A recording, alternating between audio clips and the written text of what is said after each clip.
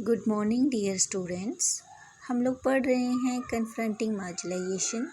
तो इसमें हम लोगों ने पढ़ा कि हमारे समाज में बहुत सारी इनइक्वालिटीज़ हैं।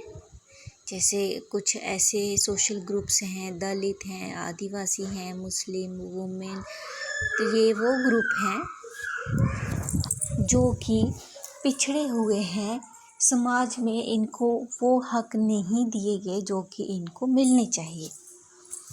लेकिन अब फिर हमारे कॉन्स्टिट्यूशन ने ऐसे जो हैं वो राइट्स बनाए, फंडामेंटल राइट्स बनाए कि जो कि कानून की नज़र में जितने भी इंडियंस हैं वो इक्वल हैं, उनको बराबरी के हक दिए गए। जैसे कि हमने अनटचेबिलिटी के बारे में पढ़ा, जो दलित हैं के साथ छुआछूत का व्यवहार किया जाता था, जहाँ मंदिर में नहीं जाने दिया जाता था, पानी नहीं लेने दिया जाता था। तो ये सारी चीज़ें जो हैं इनको जो है पनिशेबल माना गया। अगर कोई इन चीज़ों की प्रैक्टिस करता है तो वो एक क्राइम होगा, उसके खिलाफ जो है वो कानूनी कार्रवाई की जाएगी। Laws for the marginalization. अब सिटीजन्स को प्रोटेक्ट करने के लिए, सुरक्षित रखने के लिए सरकार ने जो है वो कानून बनाए। Yes, this is not only way in which it take action. ये सिर्फ इतना ही रास्ता नहीं है जिसका कि हम एक्शन ले सकें। There are specific laws and policies, और ख़ास कानून हैं, पॉलिसीज़ हैं मार्जिनलाइज करने के लिए हमारे देश को। There are policies or schemes that emerge through other means। तो ये पॉलिसीज़ और स्कीम्स जो हैं ये दूसरे तरीक़ों से कमेटीज़ बनाकर सर्वे करके जो है ये बनाई गई।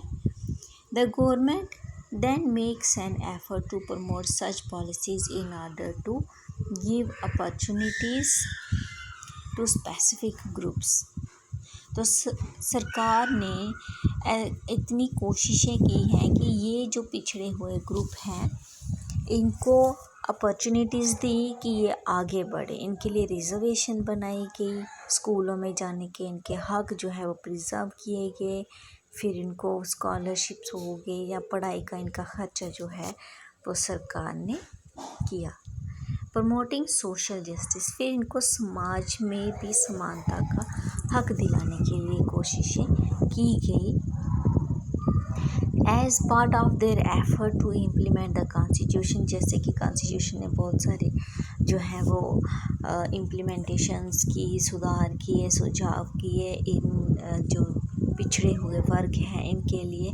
Both state and central government create specific scheme, state और सेंटर में इनके लिए ख़ास स्कीमें बनाई गई ताकि ये लोग जो हैं आगे बढ़ सकें। For example, the government provide for free and subsidised hostels for students of Dalit and Adivasi communities. सरकार ने जो दलित और आदिवासी कम्युनिटी के लोग हैं, बच्चे जो हैं, उनको फ्री हॉस्टल्स प्रोवाइड किए गए हैं या सब्सिडी पर प्रोवाइड किए गए हैं ताकि वो शिक्षा ले सकें और उनको किसी तरीके की परेशानी का सामना ना करना पड़े। In addition to providing certain facilities, government also operate through laws to ensure that concrete steps are taken to end inequality in the system। In facility के अलावा सरकार ने ऐसे कानून बनाए हैं, ऐसे स्टेप्स जो हैं वो उठाए हैं कि जिनकी मदद से हमारे समाज में ये जो असमानता है इसको ख़त्म किया जाए। One such law policy is the reservation. ऐसा ही एक जो कानून है वो है रिजर्वेशन, जिसमें कि इनको रिजर्व्ड कैटेगरी में रखा गया है और उसी के तहत इनको आगे बढ़ने का मौका दिया गया है।